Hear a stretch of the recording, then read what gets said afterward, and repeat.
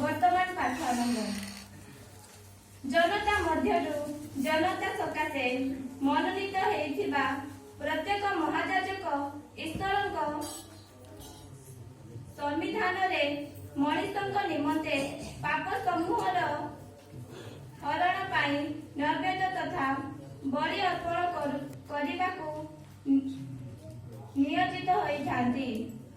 से निजे दुर्बलता अधीन होइथिबा हेतु अज्ञ तथा प्रथभ्रष्ट लोकंक प्रति सहानुभूति तत्पन्न होई पारिबे।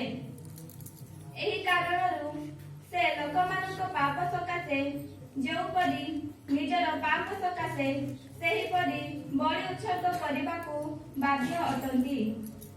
केही निजे निजे एही सम्मानर अधिकारी होई न थांती, किंतु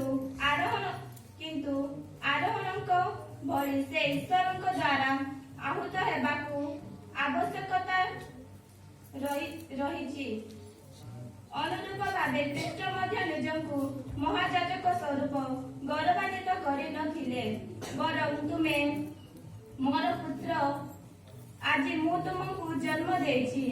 जे ताहाकू एहिपरि कहिथिले से ही कृष्ण को महान्वित कले। अत्यंत मध्य से कहती मेल्खी सेदक पछानु जाई तुमे अट। चिरकाल सकाशे जड़े जाजक यह ईश्वर वाक्य।